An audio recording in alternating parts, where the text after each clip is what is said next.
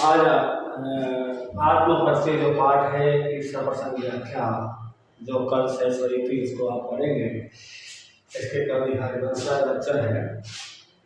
जैसे आपके काव्यांश था, मैं रोया इसको तुम कहते हो गाना, मैं फूट पड़ा तुम कहते हो छंद बनाना, क्यों कवि कहते हो।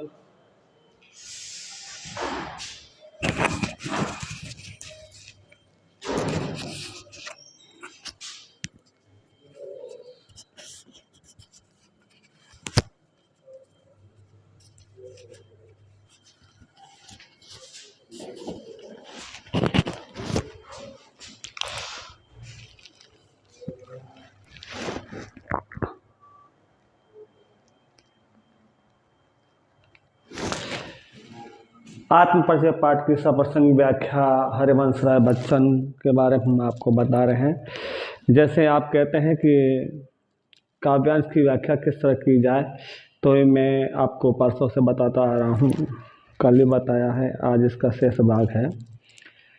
मैं रोया इसको तुम कहते हो गाना, मैं फूट पड़ा तुम कहते हो छंद बनाना, क्यों कभी कहकर संसार मुझे अपनाए, मैं दुनिया का हूँ एक नया दीवाना।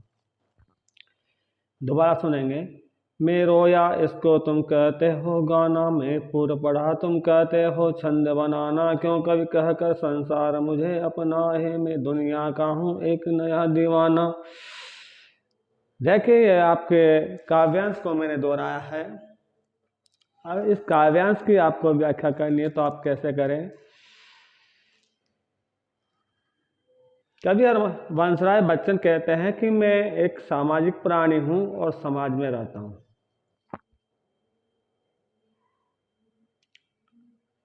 समाज में रहकर मैं समाज के लोगों के दुखों को देखता हूं,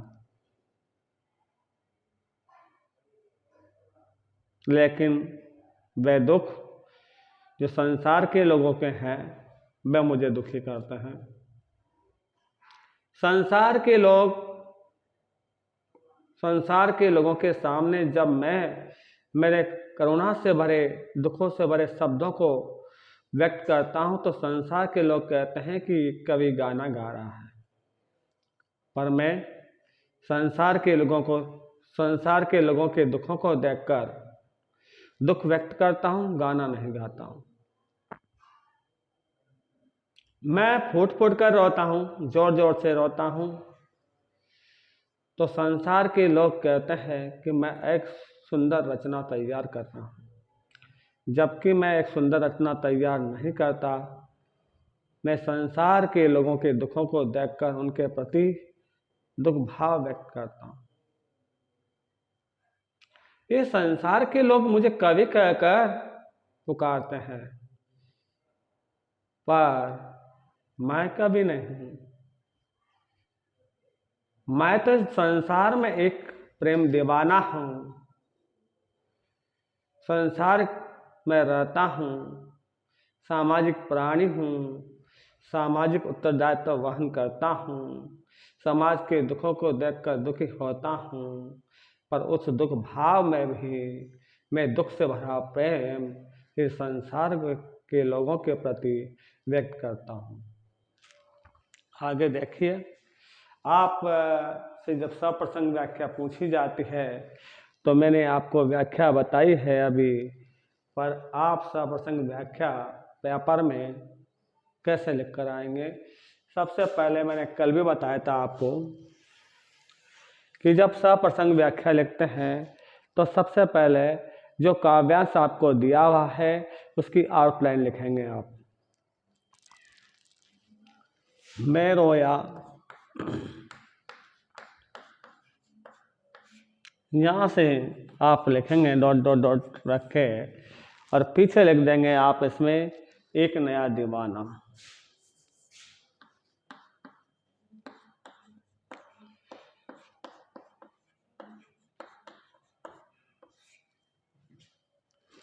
इतना लिखने के पश्चात आप इसका संदर्भ लिखेंगे।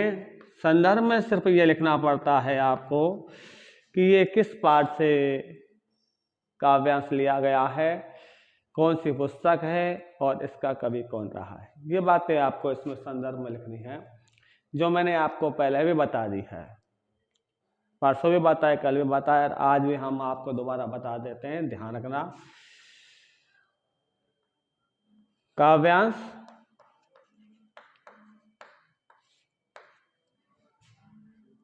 पाठ्यपुस्तक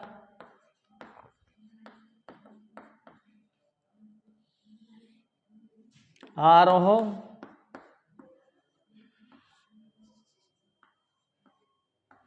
भाग 2 के पाठ आत्म परिचय के कवि हरिवंश राय बच्चन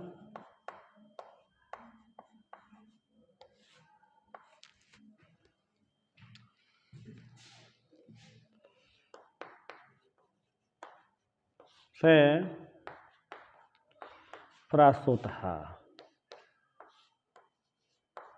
इतना आप इसमें लिख देंगे। उसके बाद आप प्रसंग लिखेंगे।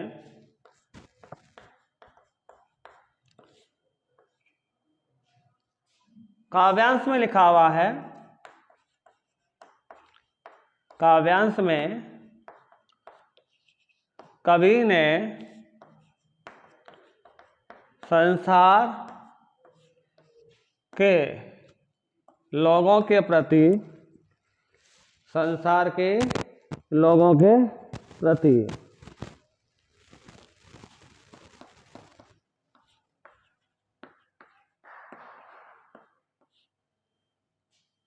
दुख भरा प्रेम व्यक्त किया है।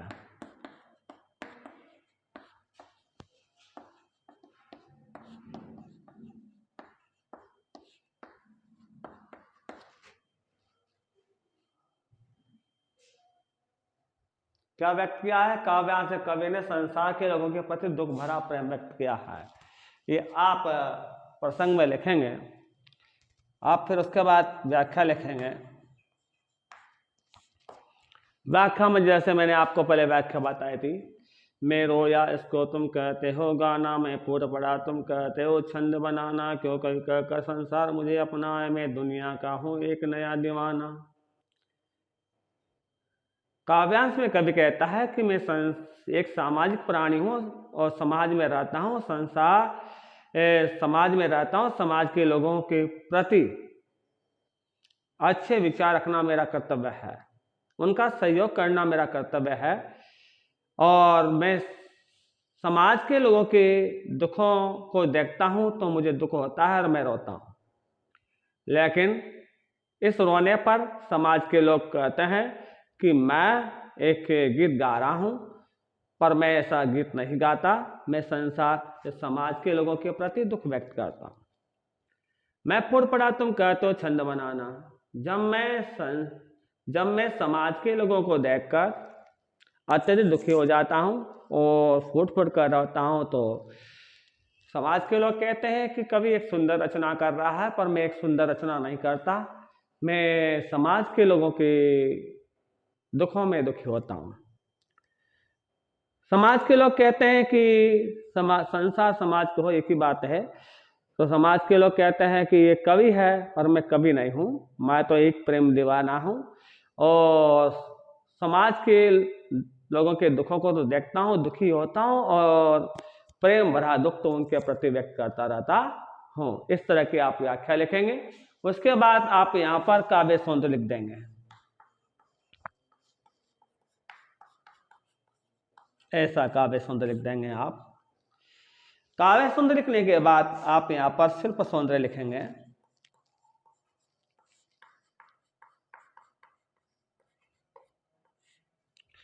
शिल्प सौंदर्य और फिर नीचे भाव सौंदर्य,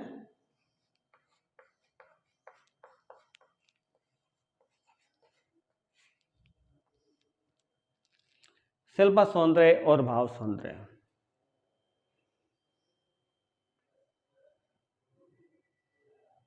तो देखिए आप शिल्प सौंदर्य जब भाव सौंदर्य दोनों रहेंगे तो आप शिल्प सौंदर्य में भाषा बताएंगे। आप भाषा कौन सी है काव्यांश की, तो आप लिखेंगे खड़ी बोली हिंदी।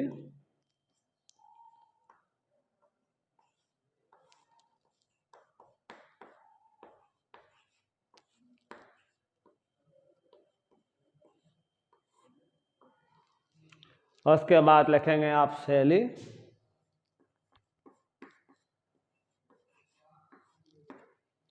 शैली में लिखेंगे आप आत्मपरिचयात्मक।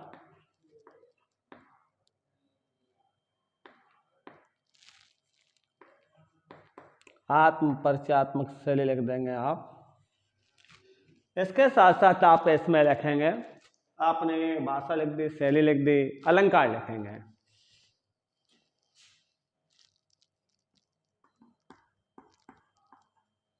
अलंकार लिखेंगे आप।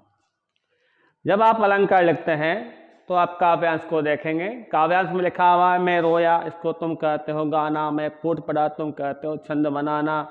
क्यों कवि कहकर संसार मुझे अपना, मैं है दुनिया का हूँ एक नया दीवाना। पंक्ति बिल्कुल सामान्य है, लेकिन आप देखिए काव्य पंक्ति में पीछे गाना बनाना दीवाना लिखा हुआ है। गाना बनाना दीवाना, आना आना आना, और इसके साथ में यहाँ पर अनुप्रास अलंकार आएगा। लिखा हुआ देखो, गाना बनाना दीवाना, ऐसा लिखा हुआ है। देखें आप, ऐसा लिखा हुआ है यहाँ पर। और इसमें आप देखिए यहाँ पर कि यहाँ आना आना आता है। और ऐसी स्थिति में यहाँ पर कहते हैं कि काव्य पंक्ति के पीछे स्वर और व्यंजन एक जैसे होते हैं। अनेक काव्य पंक्तियों के पीछे स्वर व्यंजन एक जैसे होते हैं, तो वहाँ पर अंत्य अनुप्रास अलंकार होता है। अब अंत्यानुप्रास अलंकार की जगह आप ये उसका अनुप्रास का भाग है, तो आप अनुप्रास अलंकार वहां पर लिख दें।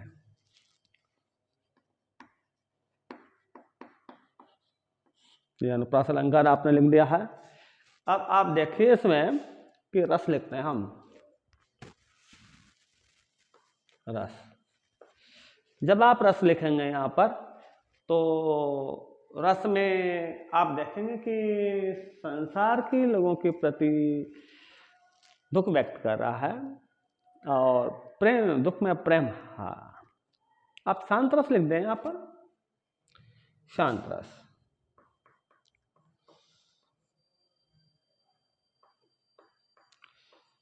गुण लिखना चाहें तो आप गुण लिख सकते हैं, यहाँ पर प्रसाद गुण लिख सकते हैं। और इसके साथ आप यहाँ पर रीति लिख सकते हैं, तो रीति आपके यहाँ पर 5 चले जाएगी।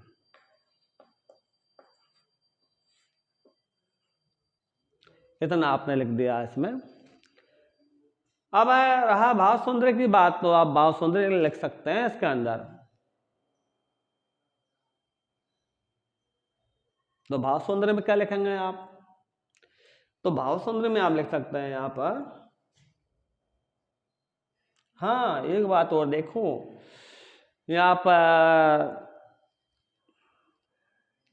संसार के लोगों के दुखों को देखना, दुख व्यक्त करना और मस्त से भरा जीवन जीना, तो फिर विरोधाभास में अलंकार भी हो सकता है। आप विरोधाभास लिखते हैं यहाँ पर, विरोधाभास।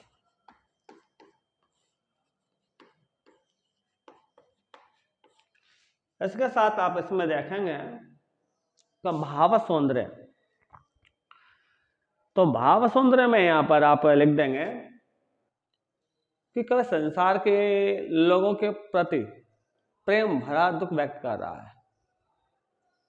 संसार है समाज के लोग, समाज के लोगों के प्रति प्रेम भरा दुख व्यक्त कर रहा है। तो लिखो इसमें, कवि संसार समाज के लोगों के प्रति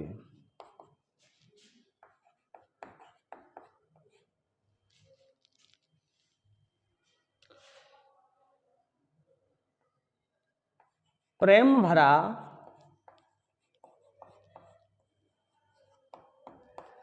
दुख व्यक्त करता है।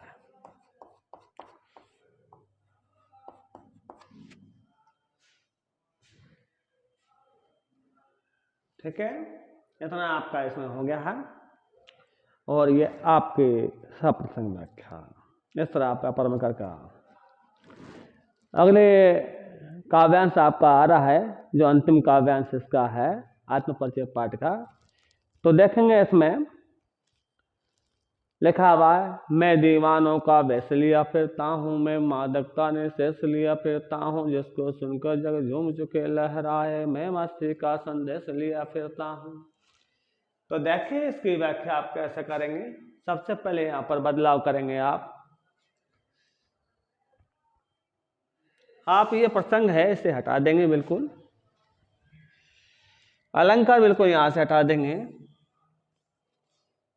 और ये गुण हट जाएगा, ये हट जाएगा, इसके साथ ये हटेंगे और ये भाव सौंदर्य हट जाएगा।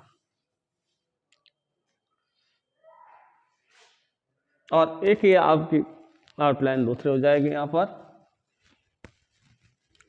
देखें, यहाँ पर अगर आप लिखते हैं कि मैं दीवानों का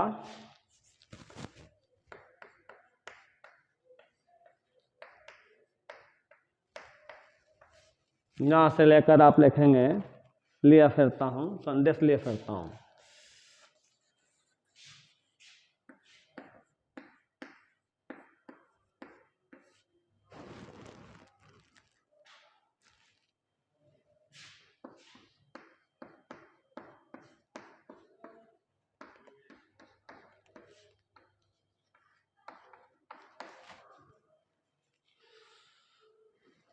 तो इसमें आप जो संदर्भ लिखेंगे वह तो आपके काव्यांश पाठ्य पुस्तक आरोह भाग 2 के पाठ आत्मपरिचय के कवि हरिवंश राय बच्चन से प्रस्तुत है। तो ऐसे लिखेंगे।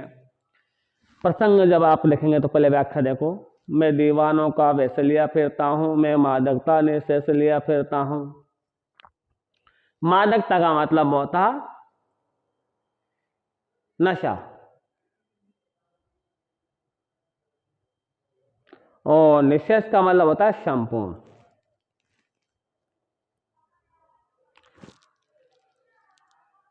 कवि काव्यांश में कहता है कि मैं समाज में रहने वाला एक सामाजिक प्राणी हूं और समाज के प्रति उत्तरदायित्व करता हूं, समाज के लोगों के प्रति दुखी भी होता हूं, उनके प्रति अच्छा भाव भी व्यक्त करता हूं, पर मैं प्रेम दीवाना हूं। और जैसे समाज में प्रेम को निभाने वाले लोग होते हैं, वैसा का वैसे प्रेम को निभाने वाला मैं हूं। मेरे प्रेम में नशा है, शराब जैसा। शराब पीने के बाद व्यक्ति को नशा चढ़ता है और वो अपने आप को भूल जाता है, वैसा ही नशा मेरे प्रेम में है। मेरे प्रेम में संपूर्ण नशा समाहित है, और जब किसी के प्रति मेरा प्रेम होता है तो मैं अपने आप को भूल जाता हूं। मेरे प्रेम भरे जो भाव होते हैं, उन प्रेम भरे भावों को जब समाज के लोग सुनते हैं तो समाज के लोग उन प्रेम भरे भावों को सुनकर नाचते हैं, कूदते हैं और मस्त हो जाते हैं। और ऐसी मस्ती का संदेश देने के लिए मैंने ये सुंदर रचना की है। इस प्रकार आप व्याख्या लिखकर पेपर में आएंगे। उसके बाद आप देखें यहाँ पर यह व्याख्या लिखा हुआ है प्रसंग में आप लिख देंगे कवि काव्यांश के माध्यम से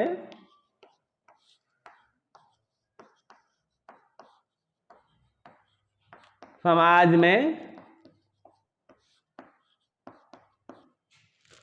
प्रेम और मस्ती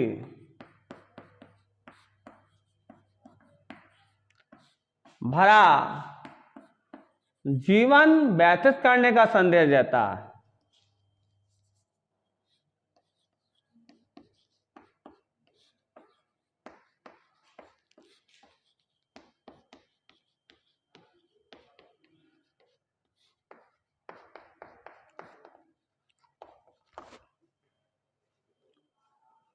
फिर व्याख्या इसमें जो मैंने आपको व्याख्या बोली आप सुनेंगे।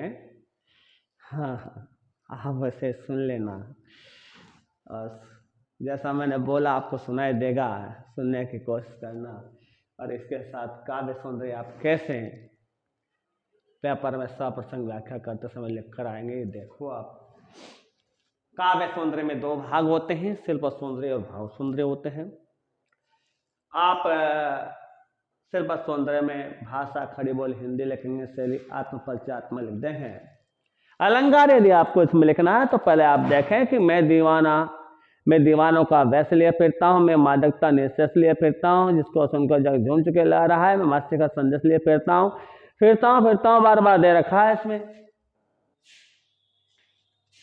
फिरता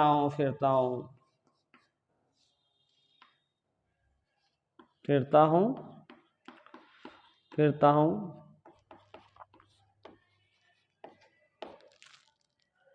काव्य पंक्ति के अंत में जो स्वर व्यंजन एक जैसा है, देखो आप, तो फिर यहां पर आप अनुप्रास अलंकार लिखेंगे।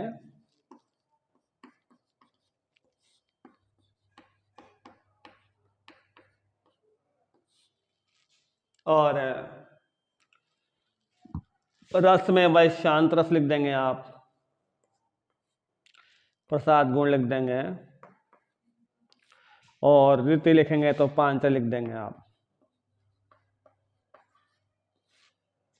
भाव सौंदर्य यदि आप लिखते हैं तो इसमें भाव सौंदर्य लिख देना आप। कवि समाज के लोगों में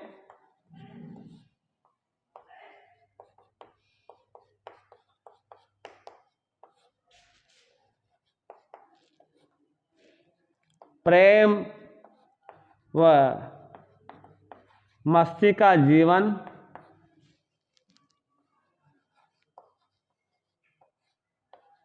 जीने के लिए प्रेरणा देता है।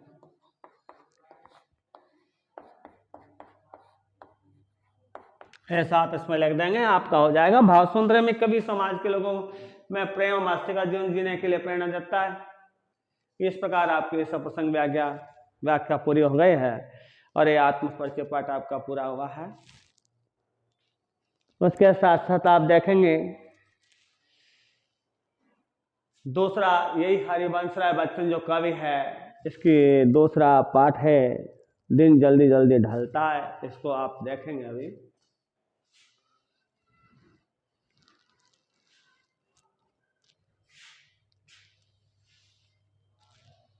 यहां पर लिख देंगे दिन जल्दी जल्दी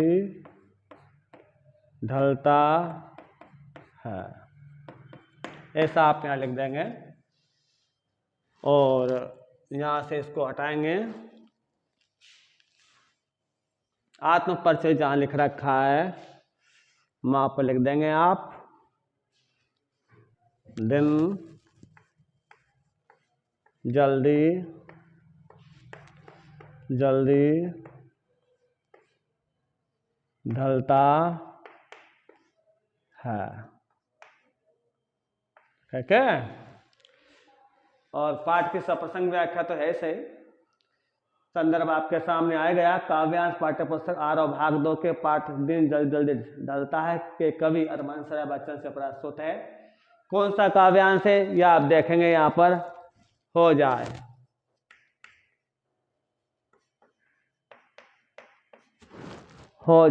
न पथ,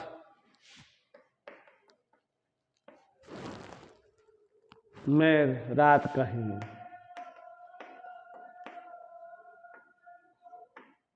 यहाँ से लेकर आप लिखेंगे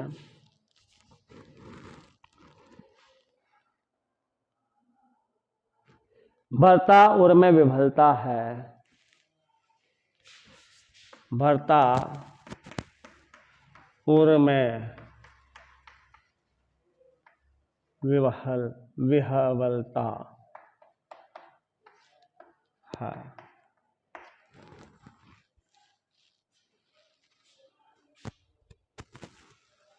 इसके साथ आप देखेंगे प्रसंग बदलेगा, अलंकार आपके दूसरे आ जाएंगे साथ के साथ, ये शैली आपकी बदल जाएगी। यहाँ पर आप चित्रात्मक शैली का प्रयोग कर देंगे।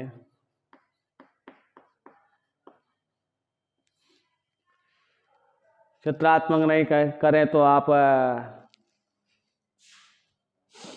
भावनात्मक कर सकते हैं, विचारात्मक लिख सकते हैं, शब्द चित्र का प्रयोग कर सकते हैं आप।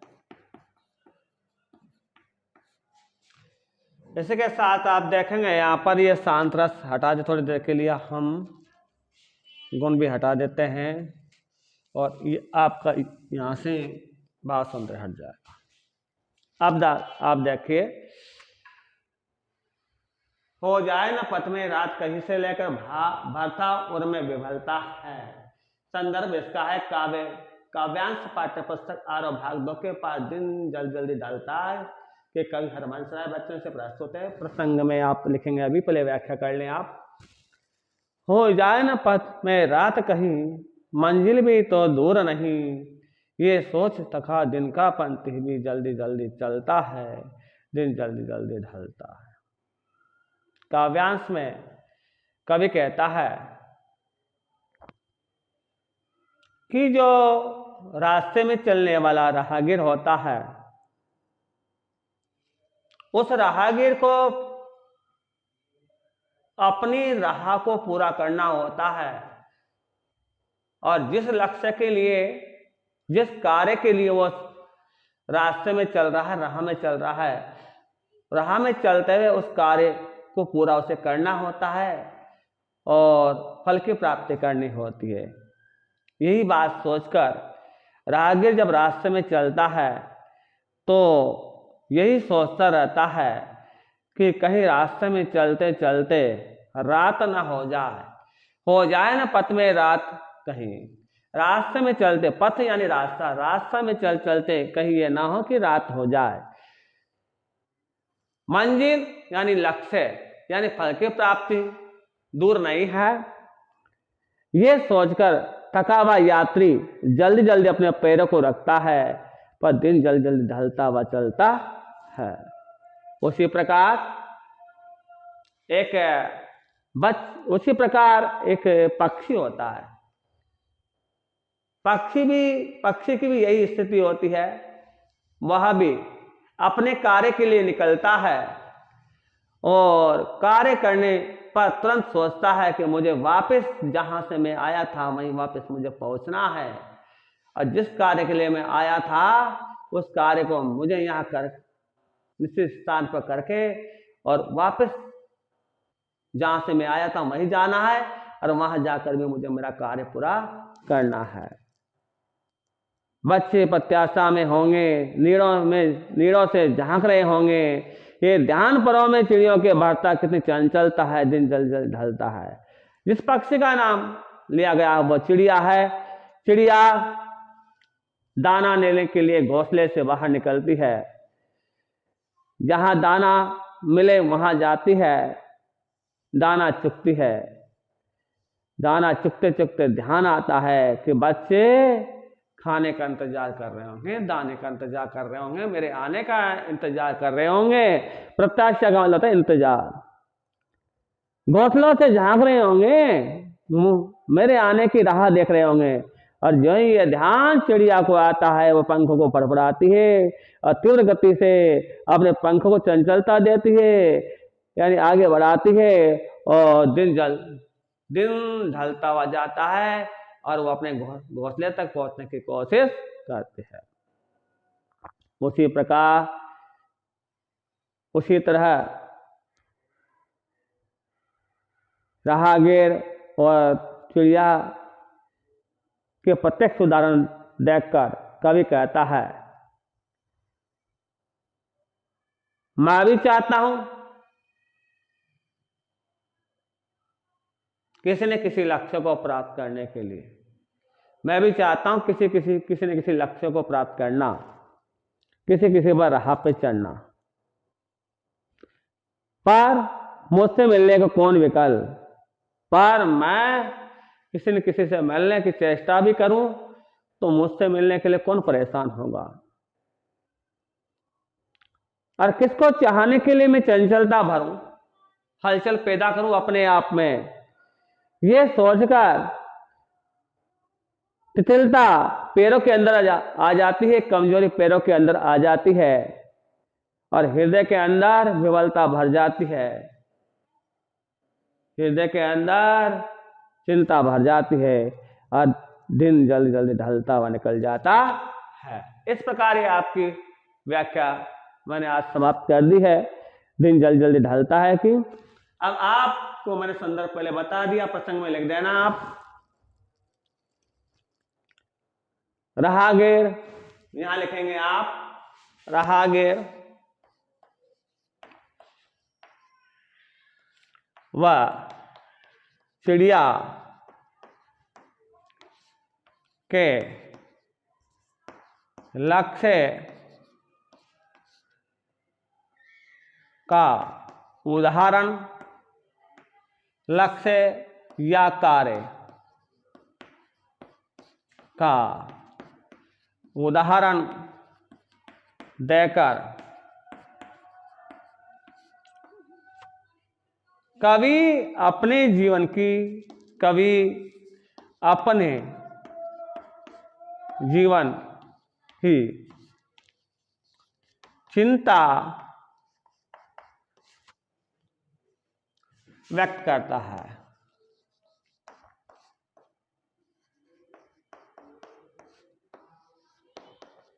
व्याख्या मैंने आपको बता दिया, लिखाना यह संभव नहीं है, अगर बोर्ड पर लिखाया जाएगा तो बहुत समय लगेगा। आप ऐसे जैसे मैंने कहा है वैसे आप इसे सुने, आपके पास सबके पास मोबाइल है, लैपटॉप है, आप देखें उस पर सुने। फिर यदि कोई बात समझ में नहीं आती तो आप दोबारा मुझसे पूछें, कॉल लगा के पूछ सकते हैं, आप हम बता देंगे, व्हाट्सएप पे पूछ सकते हैं आप। अगर देखिए इसमें काव्य सौंदर्य है, काव्य सौंदर्य में सिर्फ सौंदर्य में भाषा खड़ी बोली हिंदी है और शैली चित्रात्मक लिख सकते हैं, सब चित्र लिख दो, भावात्मक विचारात्मक लिख दो। अलंकार में आप कुछ भी नहीं लिखेंगे, जल्दी बार बार आ रहा है, पुनरुक्ति प्रकाश अलंकार का प्रयोग कर दें आप। पुनरुक्ति प्रकाश का प्रयोग कर दें, पुनरुक्ति प्रकाश अलंकार है। इसके साथ साथ यहां पर लिखा हुआ है मुझे मिलने को कौन विकल, यहां पर प्रश्न अलंकार का प्रयोग होता है। किसका होता है? प्रश्न अलंकार का। प्रश्न चिन्ह लगा हुआ है, आप देखो आराम से। हाँ, इसके साथ रस लिख देंगे आप, तो यहां पे आप शांत रस लिख सकते हैं, करुण रस का भी प्रयोग कर सकते हैं आप, चिंतित है वो, प्रसाद गुण लिख देंगे। इसके साथ साथ वात्सल्य रस भी आ सकता है, क्योंकि यहां पर चिड़िया बच्चे हैं, चिड़िया बच्चे के लिए वात्सल्य रस का प्रयोग हो सकता है। वात्सल्य रस में प्रसाद गुण चल जाएगा आपका। रेते में आप लिख देंगे पांचाली।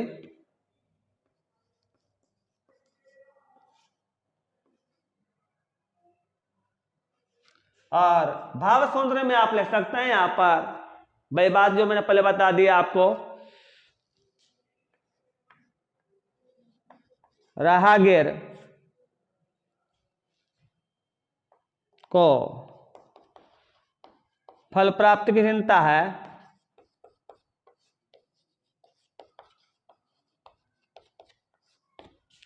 चिड़िया को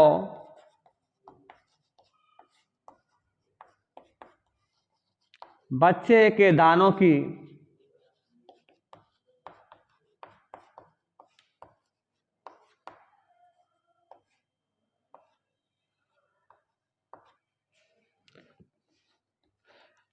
कवि को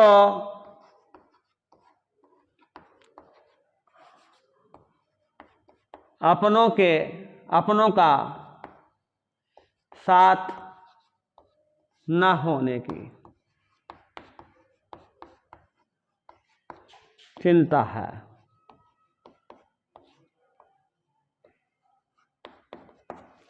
यह आपका काव्य सौंदर्य पूरा हुआ। इसके साथ आपका ये सप्रसंग व्याख्या पूरी हुई है और हम इसके साथ कल हम आपको दोबारा बता देंगे, या फिर आप ऐसा करना, इससे आगे का पाठ जो है आलोक धनवा वाला पतंग वाला कल चलेगा।